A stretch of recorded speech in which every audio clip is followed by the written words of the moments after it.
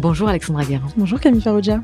Bonjour à toutes et tous, bienvenue dans ce nouvel épisode de Piquante. On espère que le dernier vous a plu. Oui. Parce que nous on a beaucoup aimé l'enregistrer. Je suis sûre que oui. Je suis sûre que oui aussi, évidemment. Enfin, le contraire m'étonnerait. C'est étonnant. Aujourd'hui, on aborde aussi un sujet qui va parler à pas mal de monde, je crois. Oui. Quel est-il ? On parle de l'ambition. L'ambition, plus particulièrement l'ambition professionnelle. Oui, l'ambition professionnelle. Voilà. C'est vrai. Donc, et nos avis divergent. Ouf Comme d'habitude. Voilà, finalement, on est le jour et la nuit là-dessus aussi. J'ai juste une petite question avant de commencer. Tu gardes la barrette de Tiwa là sur Oui, sur tes cheveux ? Écoute, elle est là. D'accord. Ouais. T'aimes pas ? Ah si, c'est très mignon. Voilà. Ça te va très bien. Un petit lapin, parce que vous la verrez mal, mais c'est un petit lapin. Bah si, vous allez sur YouTube. Ah oui. Faut zoomer quand même. Du coup, introduction. Fais-nous une petite introduction sur le sujet. Qu'est-ce que c'est l'ambition pour toi ? Qu'est-ce que ça représente ? Voilà. Du coup, pour moi, pas grand-chose. Je vais pas vous mentir, l'ambition, c'est pas mon fort, pour commencer. Et c'est pas ma cam non plus. Donc, c'est plutôt toi qui va nous lancer là-dessus. Tiens, c'est quoi l'ambition ? Je vais pas faire la définition du dictionnaire parce que je ne l'ai pas. Mais je bois mon Diabolo pêche. Petit aparté. Non, mais l'ambition, je sais pas. C'est ce pourquoi tu aspires professionnellement. Qu'est-ce que tu as envie de faire de ta vie tous les jours quand tu te lèves pour travailler, parce que malheureusement on est obligé de faire de l'argent pour survivre. Ça c'est horrible. On est tous d'accord. On part de là.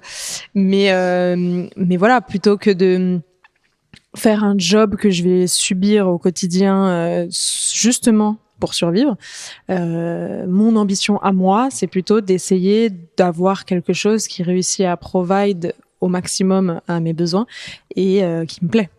Tu vois, en tout cas, moi, j'essaye d'aller là-dedans. Maintenant, je sais que c'est pas forcément facile pour tout le monde, que peut-être que moi, j'ai réussi à faire ce chemin jusqu'alors, mais le métier qu'on fait, qui, rappelons-le, son influence, ne sont pas éternels. Non. Donc, voilà, pour l'instant, ça marche, mais on verra jusqu'à quand. L'influence et le design pour moi maintenant.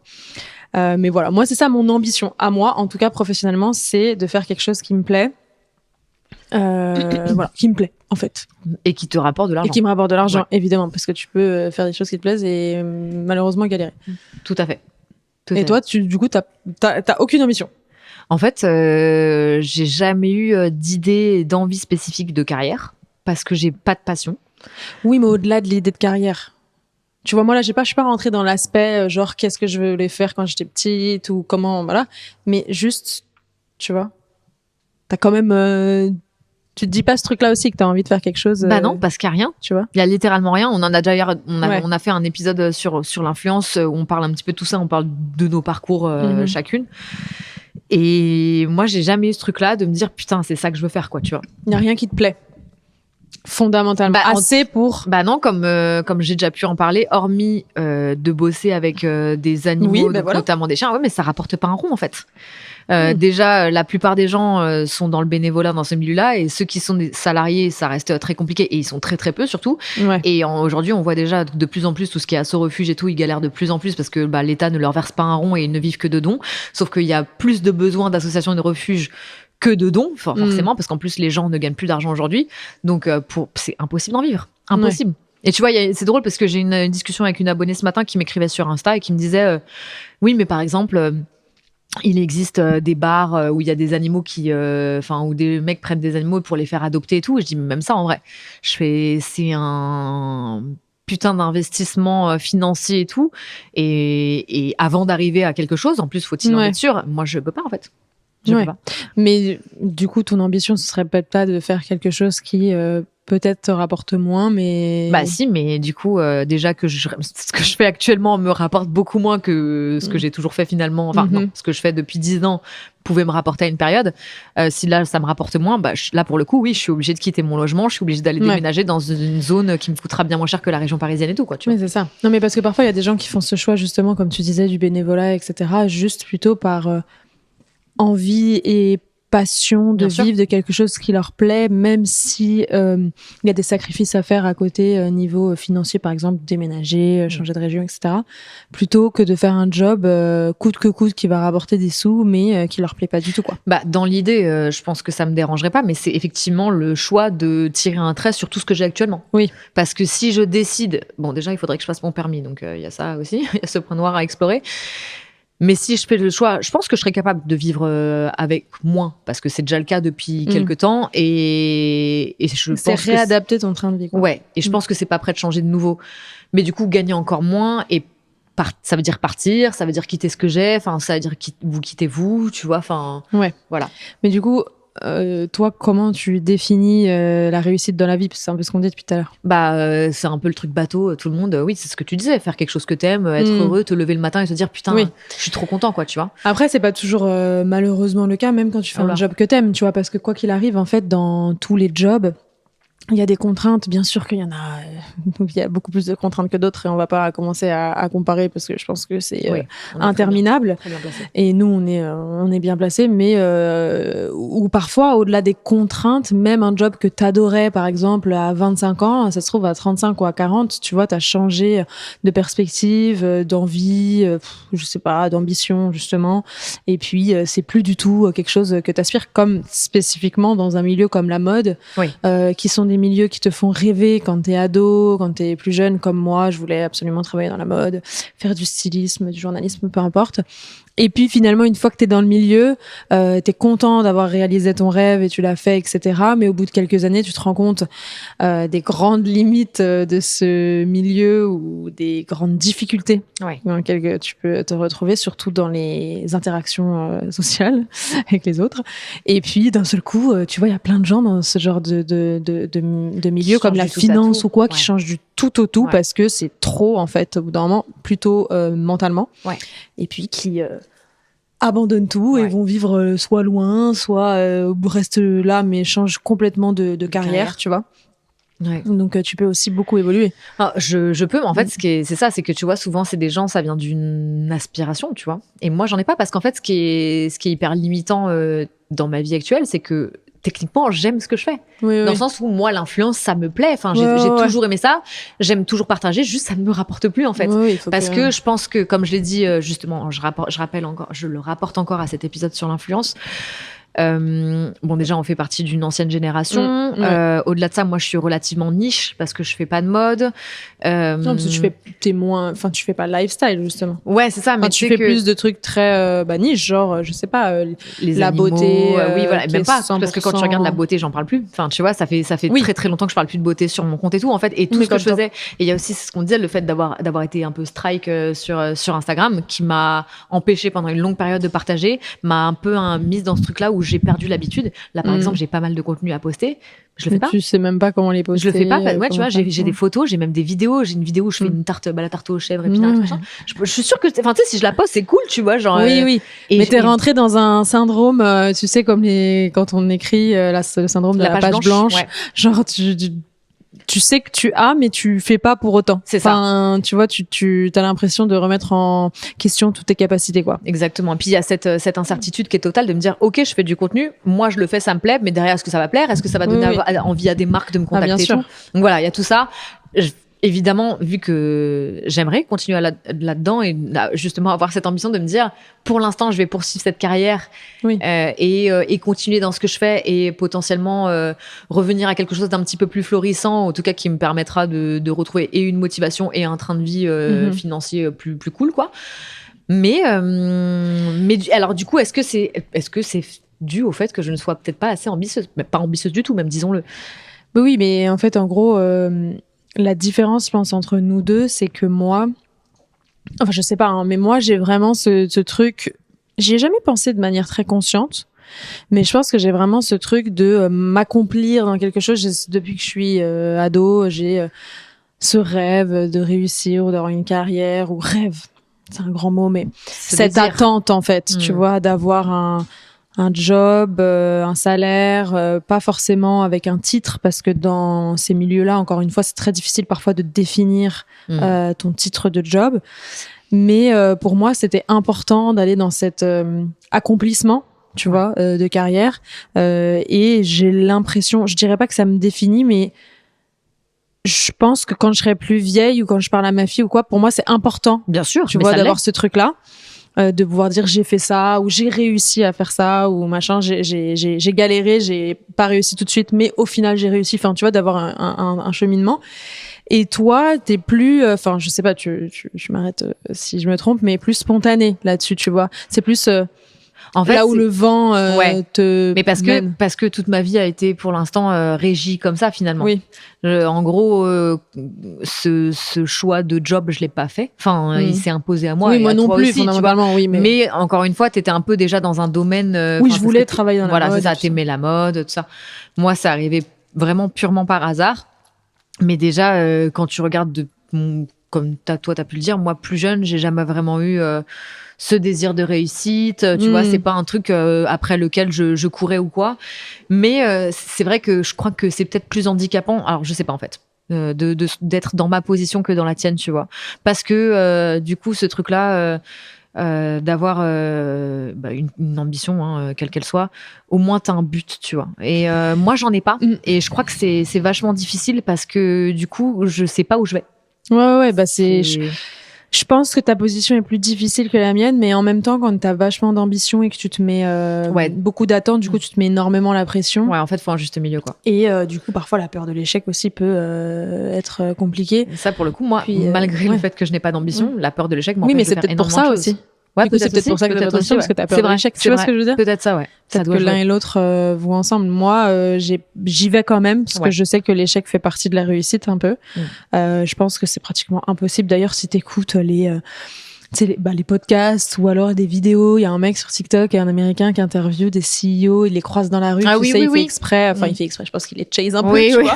Mais pour leur demander, est-ce que vous, tu sais, il fait genre, il sait pas qui c'est au début, genre, est-ce que vous êtes, comment vous avez réussi, est-ce que vous avez un jour été broke, tu vois, genre fauché, puis ils répondent tous bah oui, genre j'étais milliardaire à 45 ans, ou j'ai d'abord fait 10 sociétés qu'on foirait. Ça veut dire que c'est pas foutu pour moi finalement. Exactement.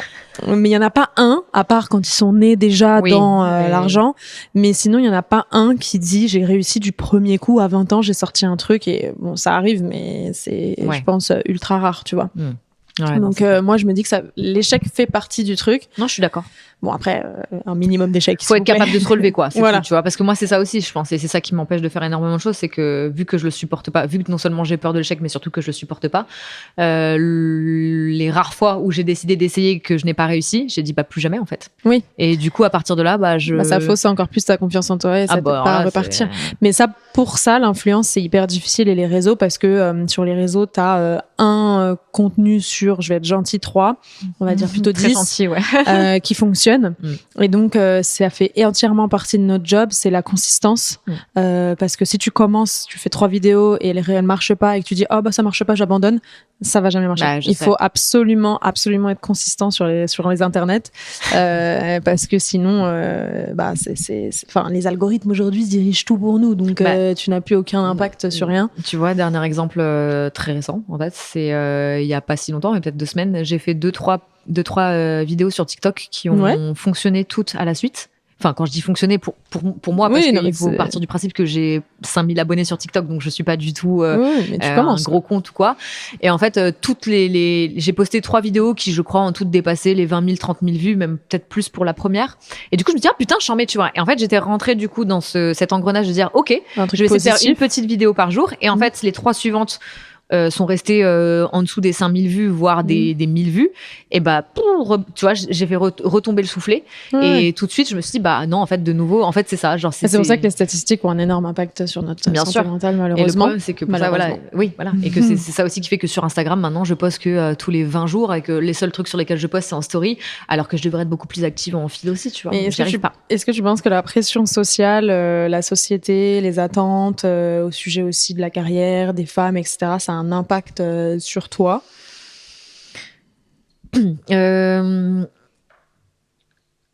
Oui.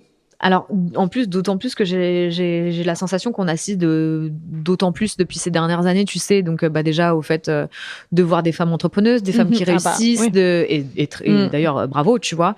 Mais comme tu avais pu le dire dans un autre épisode, on fait partie de cette génération à qui on a demandé d'être d'entrepreneur, et d'être performant surtout, à peu près constamment. Je me sentais pas trop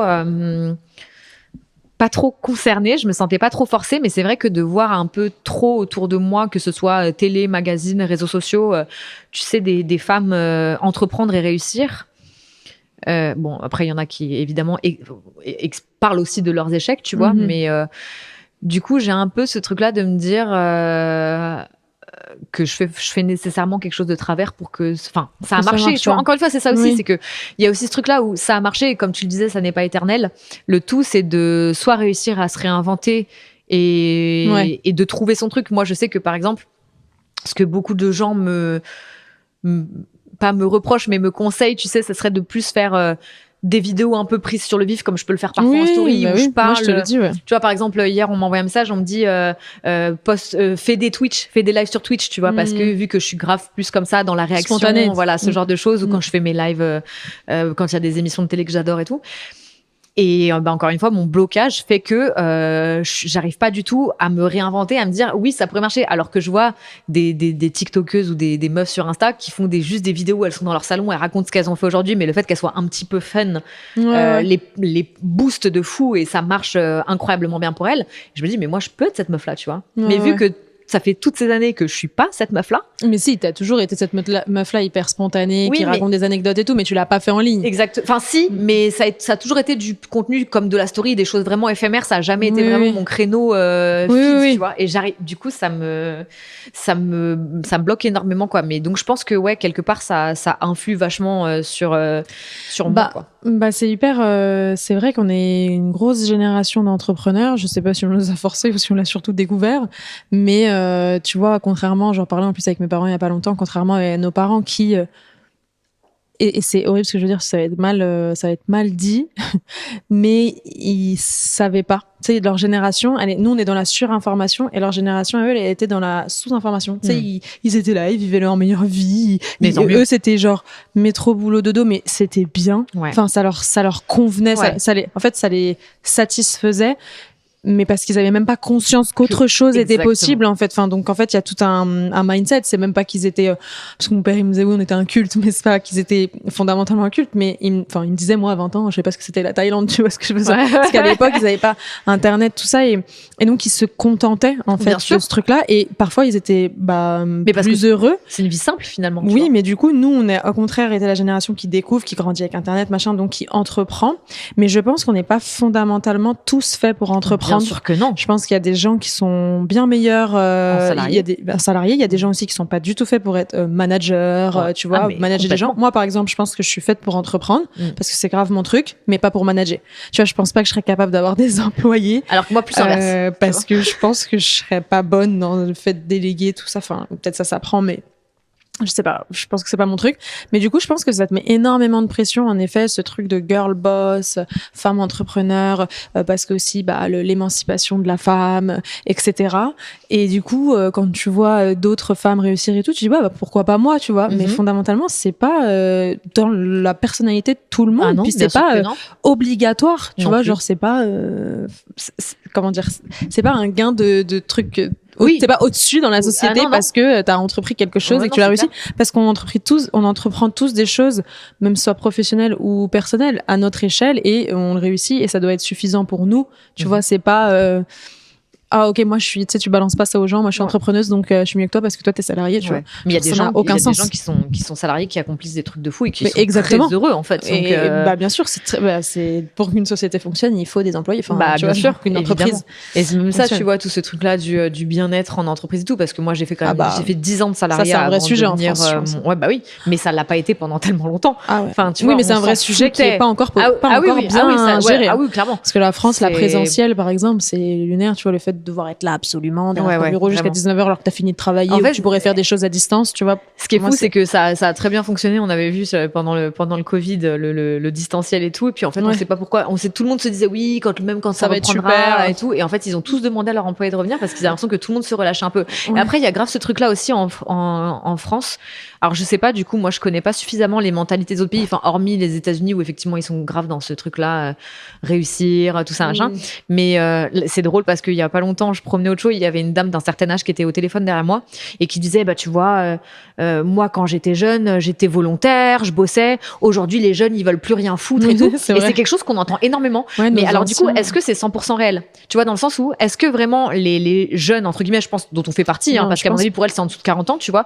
Est-ce que vraiment les jeunes ne veulent plus bosser ou est-ce que justement ils n'ont plus envie de se contenter de ce que nos parents et nos grands-parents Exactement. avaient? Non, c'est plutôt ça. Ouais, Moi, je pense que c'est plutôt ça. Je pense qu'on ne veut plus Après, je pense qu'il y a juste. des branleurs aussi, hein, attention. Bien sûr, mais je pense qu'il y a surtout qu'on veut plus se contenter de ce qu'on nous donnait, qui sont souvent Des miettes. des non-respects des droits humains, tu vois. Et encore, Enfin, on est des dingueries, encore tu une vois. fois, rappelons qu'on est très on est privilégiés. très bien lotis en France. Ouais, quoi. ouais, Genre, vraiment. sur Ouais. ces sujets, parce qu'on s'est battu pour, enfin, Ouais. pas nous. Ouais, On non, n'était pas là, nous.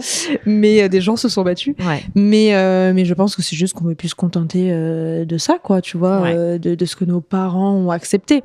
Après, bon, évidemment, il y a des gens qui font rien. Je cherchais le bon terme. Non, bah ça c'est sûr. Mais oui, il y a faut. une certaine pression sur la réussite, ça c'est clair. Moi, je la ressens surtout vis-à-vis de mon père qui me met beaucoup la pression sur ce sujet.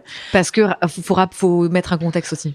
Parce que ton Ouais. père, du coup, t'aide dans ton entreprise. Parce que mon père m'aide dans mon entreprise et puis mon père est comptable, Voilà. donc mon père aime les chiffres et Voilà. les résultats.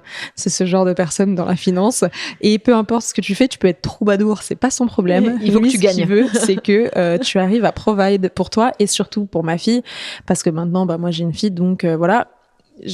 Pour moi, c'est important de réussir financièrement, surtout pour elle, mais aussi pour lui. J'ai envie aussi quand Lui même de inculquer. lui donner un modèle de je travaille, Mhm. je fais pas rien de ma vie, genre tout bédu, je travaille, mais je fais quelque chose qui me plaît. Ouais. J'ai quand même envie aussi de sortir de ces schémas de nos parents qui voulaient qu'on fasse qu'on fasse médecine, ou avocat. Enfin, c'est Les deux miens, choix. ils ont très vite compris que ça n'arriverait pas. Hein, Les miens aussi ont vite abandonné et mon père était très frustré, mais il a lâché l'affaire quand il a vu que j'étais une troubadour, comme on disait il y a 2 secondes. Ça t'en manque. Heureusement, mon frère est médecin.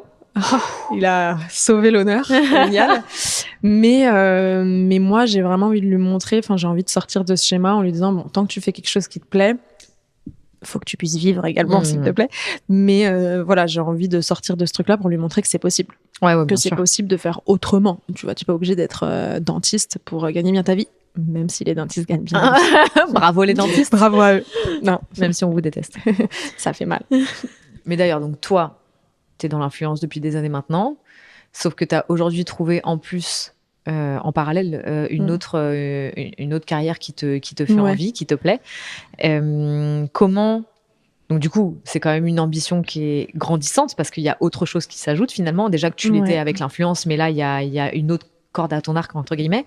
Comment tu fais pour concilier vie pro et perso? Parce que t'es maman, Ouais. enfin, tu vois, c'est...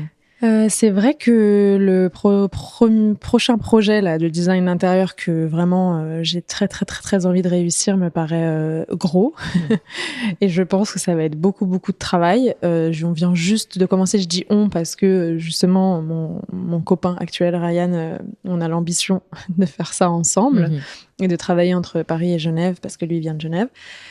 Et sur le papier ça a l'air génial, mais je sais que lorsqu'on va démarrer nos premiers chantiers, nos premiers contrats, nos premiers jobs, à un moment donné, je vais être obligée de prioriser parce que l'influence aujourd'hui me prend vraiment 100% de mon temps et j'arriverai pas à faire les deux. C'est d'ailleurs pour ça que c'est génial qu'on soit 2 parce que toute seule j'aurais jamais réussi. Impossible de Ça te fait pas faire peur le tout, d'être à 2. Ouais. Si, c'est. En fait, moi, j'ai un truc avec ce truc-là de travailler en famille ou en couple, c'est que je trouve que, en tout cas, dans nos jobs, qui sont de l'image principalement, et en fait, c'est tout lié à moi. C'est tout personnel, tu vois. Quand je choisis ce manteau, c'est parce que moi je l'aime. Quand je décide de faire cette vidéo, c'est parce que moi tu vois, c'est Ouais, bien sûr. rien n'est lié à personne. D'un côté, je trouve ça hyper stressant parce que t'as peur que ça abîme tes relations, que ce soit avec ta sœur, si tu travailles avec ta sœur, ou que ce soit avec ton mec. Et en même temps, je pense que c'est les personnes les mieux placées pour me comprendre et pour m'aider parce que elles me connaissent par cœur, surtout ton mec. Bon, mais tes parents te connaissent très bien, mais ton mec, bon, c'est la personne avec qui tu partages tes moindres états d'âme tout au long de la journée. Il y a ci, il y a ça et tout. Et donc, je pense que cette personne est mieux placée pour, par exemple, déléguer sur le choix d'un truc, comprendre ma vision sur quelque chose, anticiper ma réponse à quelqu'un, tu vois, parce qu'ils savent que à ce moment-là, j'aurais pas envie d'être à tel endroit. Et donc, c'est dur, je trouve, parce que je trouve que c'est le job parfait pour se faire aider de tes proches, parce que c'est eux qui te comprennent le mieux. Et en même temps, t'as peur que ça abîme tes relations, évidemment. Donc, c'est un test. Et je pense que si tu vois que ça fonctionne pas et que ça peut abîmer ton couple, tu arrêtes, quoi. Enfin, tu essayes de faire autrement. Donc pour l'instant, on a envie d'essayer parce qu'on pense qu'on peut être performants tous les deux parce qu'on apporte l'un et l'autre des choses différentes. Mais oui, d'avoir ce nouveau truc à faire, ça me stresse un peu. Et pour équilibrer ma vie perso, moi j'ai la chance d'avoir ma famille qui est très très très proche. Et ça, c'est un truc que je dis tout le temps quand on me demande, parce que ça arrive parfois que je parle avec des gens, on parle d'avoir un enfant, la carrière et tout ça. Et moi, je dis toujours qu'un enfant, c'est pas si... tu sais, quand on dit à ton enfant, ça te change toute ta vie, tu peux plus sortir, tu peux plus faire ça, machin. Moi, je dis toujours que je trouve pas. Moi, j'ai continué à vivre pareil, je l'ai emmené ou alors je l'ai fait garder, mais justement, je l'ai fait garder. Et il y a ce truc financier pour les gens, justement, qui n'ont pas leurs proches, c'est que tu dois payer des babysitters, etc. Et au-delà de la finance, c'est aussi de la confiance. Moi, ça me terrifie de confier mon bébé ou ma fille, même petite, à des inconnus que j'ai trouvé une babysitter en ligne. C'est un truc que j'arrive pas à faire. Et donc, j'ai la chance, parce que pour moi, c'est vraiment un élément hyper important dans cette histoire de ça ne change pas ma vie, c'est qu'il y a ma famille et que ma fille est tout le temps gardée par mes proches. Quand je suis quelque part, si vous me voyez quelque part, sachez que ma fille est probablement soit avec mon père, soit avec ma mère, soit avec mon frère, soit avec Camille. C'est la personne à la suite, soit ma tante. L'enroule dans des couettes. Soit ma tante, mais elle est toujours avec quelqu'un de grande confiance et tout le monde est très proche dans la région parisienne, etc. Donc c'est toujours très simple. Et ça, ça crée mon équilibre, vraiment. Ça crée vraiment mon équilibre. Et est-ce que tu penses que si là le design d'intérieur fonctionne, du coup tu délaisserais probablement peut-être un peu plus l'influence. Est-ce que tu penses que tu serais toujours capable de trouver, parce que je pense que c'est quand même un domaine qui est plus exigeant, plus d'engagement, je pense. Voilà, c'est ça. T'as pas peur que d'un point de vue perso, ça impacte plus que l'influence peut le faire aujourd'hui, ta vie familiale ou de couple ou tu vois, perso quoi. Le truc c'est que le design intérieur, ça nécessite plus de présence en fait que l'influence. En fait, on pense comme ça que c'est pour ça que je vais enlever ce que je viens de dire que c'est moins engageant parce que c'est très engageant. On a beaucoup de casquettes à la fois, mais on peut faire de chez nous. On n'a pas tant besoin de se déplacer, les événements et tout, c'est bien, mais t'es pas fondamentalement obligé de les faire pour la plupart.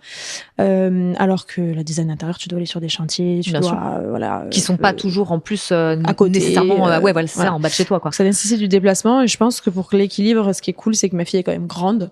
Donc, si c'était un bébé, je pense que j'aurais fait autrement. À 25 ans, j'aurais peut-être eu plus de mal à faire ça, mais aujourd'hui, si j'avais un bébé, par exemple, je l'emmènerais avec moi. Tu vois, alors sur des chantiers lunaires, pas du tout, mais tu vois, je vois plein de mères la trentaine. Tu sais, souvent ton deuxième enfant, t'es un peu plus chill, t'es un peu moins stressé, t'as un peu moins d'angoisse et tout ça parce que tu l'as déjà fait une fois, donc tu vois les choses. Dire que tu veux un deuxième enfant, du coup. Ouh là là, non, attends, on n'y est pas, on n'y est pas. Mais si j'avais un deuxième enfant, je pense que je vivrais différemment en tant que nourrisson. Mais là, ce qui est bien, c'est que ma fille est quand même grande, donc ça me fait un peu moins peur. Elle est très proche de mes parents et tout, donc pareil, si je suis en déplacement, ça va. Et puis si je peux l'emmener, je l'emmènerai. Bon, après il y a l'école. Heureusement ou malheureusement, c'est pas pratique. Mais oui, je vais délaisser. J'aspire à délaisser l'influence aussi parce que je pense que la place revient aussi de plus en plus à la prochaine génération. Voilà. Ok. Et toi? Et moi? Ton équilibre entre ta vie pro et perso? Moi, la vie pro, elle est très très calme, hein, donc oui, mais du coup, ce qui est cool dans la vie que nous on a menée professionnellement jusqu'alors, c'est que c'est pratique pour trouver un équilibre avec notre vie personnelle. Moi, j'ai beaucoup parlé de ma fille, on me demande beaucoup d'ailleurs comment je fais pour gérer ça. Mais si t'as pas d'enfant, tu vois, c'est trop cool les jobs qu'on a, le fait d'être entrepreneur ou quoi. En fait, parce que ça te permet de faire ton emploi du temps et ouais. En fait, c'est ça qui devient un peu difficile, c'est que presque plus, je passe beaucoup plus de temps pour moi-même que à bosser, quoi, tu vois.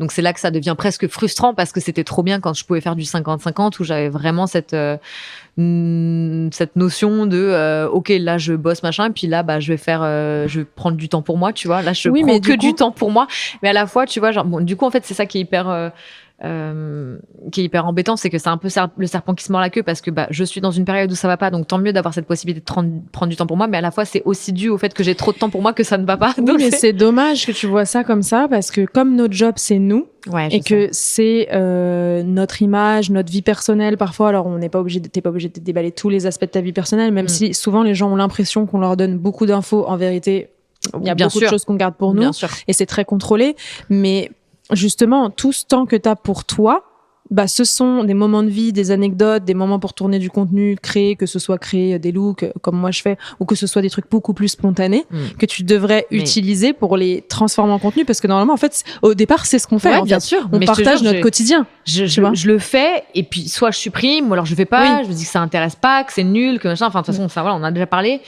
Et tu sais, je suis vraiment dans là, ça fait vraiment des mois où je me dis, est-ce que je vais réussir à y revenir? Parce que j'aimerais trop, tu vois. Mais faut que tu postes. Faut que tu postes sans regarder les statistiques.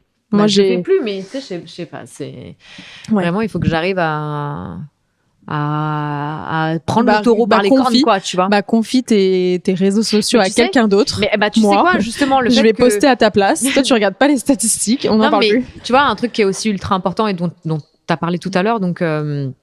On parlait du fait que là, tu fasses ce futur projet, enfin ce projet qui est en cours à deux avec ton copain.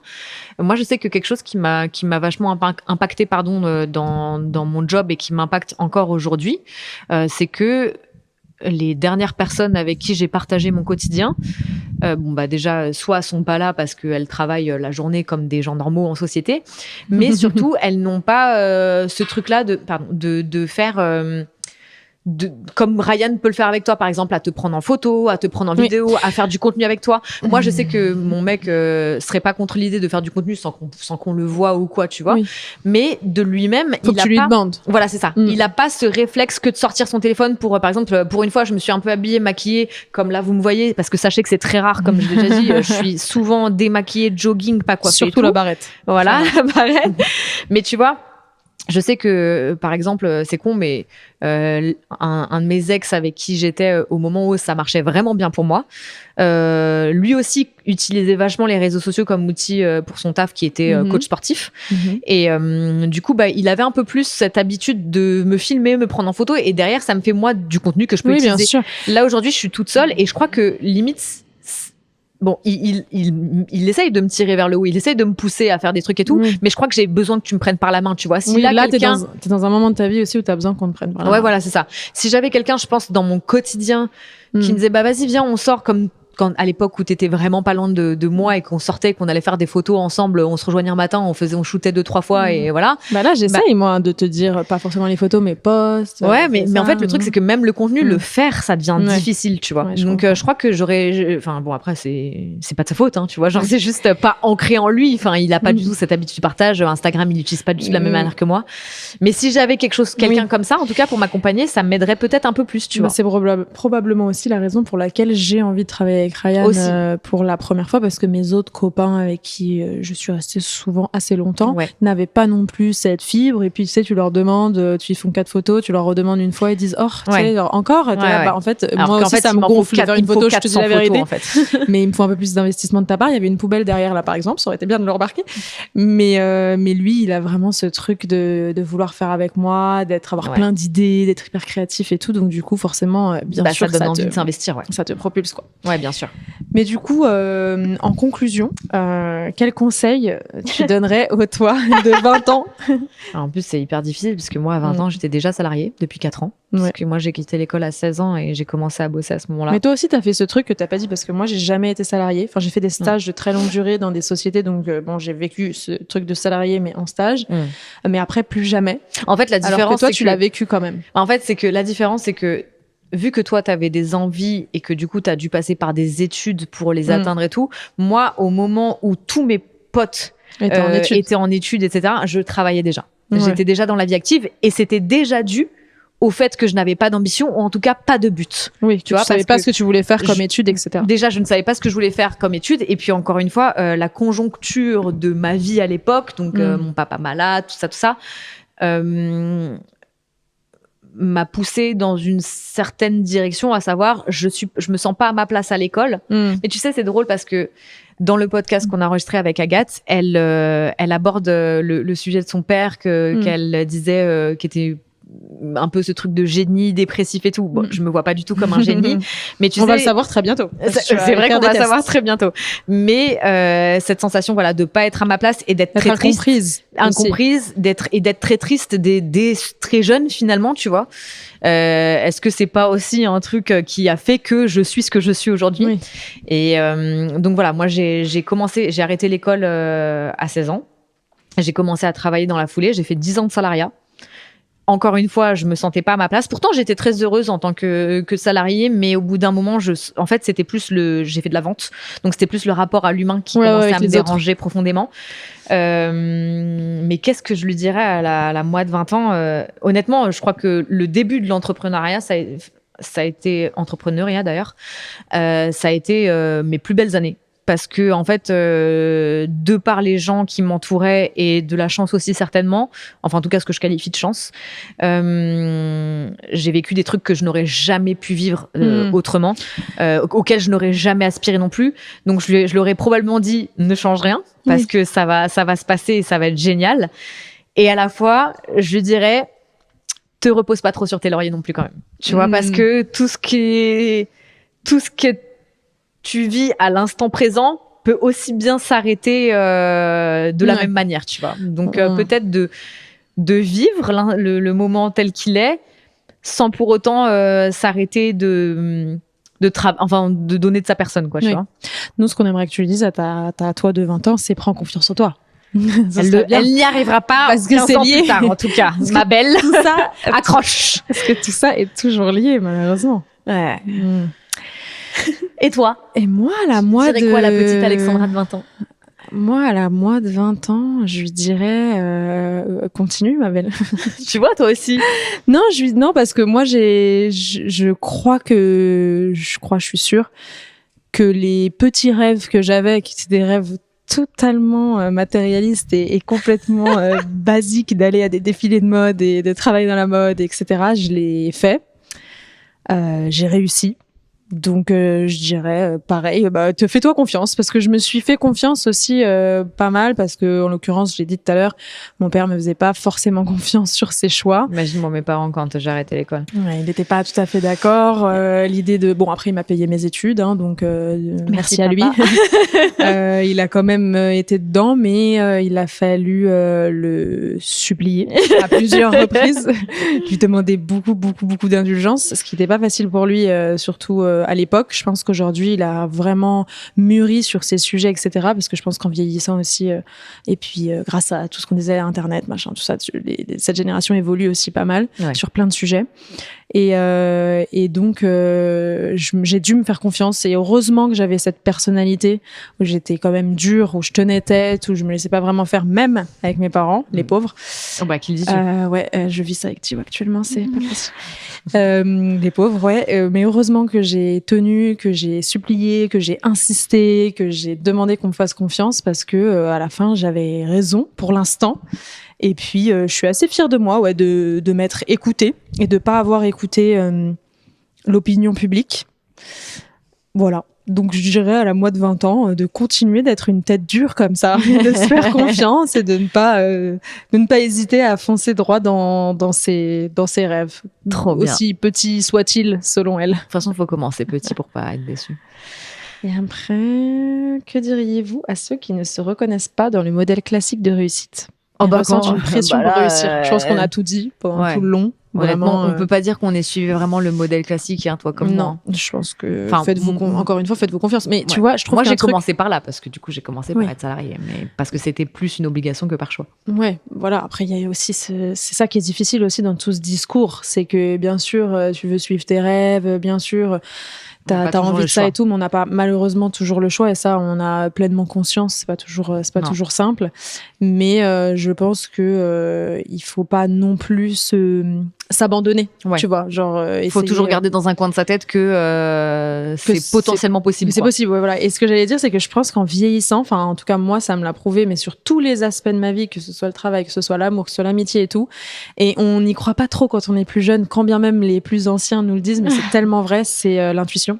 Ouais, bien sûr. Et en vérité, ton intuition, elle est rarement mauvaise. C'est vrai. C'est souvent la bonne. La première intuition est souvent la bonne, Ouais. la première envie. Et c'est dur à faire, en général, C'est souvent dur. quand t'es jeune, parce qu'on remet souvent tes parents, tes proches, la société en question, tous tes choix et tout ce que tu dis parce que t'es jeune. Donc souvent, on dit, mais de toute façon, t'as 18 ans, t'as le temps, t'as 20 Qu'est-ce que ans, t'en t'as le sais, temps. toi Qu'est-ce que tu connais de la vie? Mais souvent, la première intuition est la bonne. Donc, écoutez-vous. Ouais. Écoutez-vous. Voilà. Voilà ce qu'on leur dirait. C'est notre message d'encouragement. Et ben encore une fois, merci de nous avoir écoutés. On espère que ça vous a plu, que vous avez pu vous reconnaître un petit peu dans un discours ou dans l'autre, ou dans les deux. Hein, c'est vous qui voyez. Et puis bah à la semaine prochaine. Au revoir, bisous. C'était Piquante, le podcast de Camille et Alex. Qui est produit et réalisé par Benjamin Septem-Ours.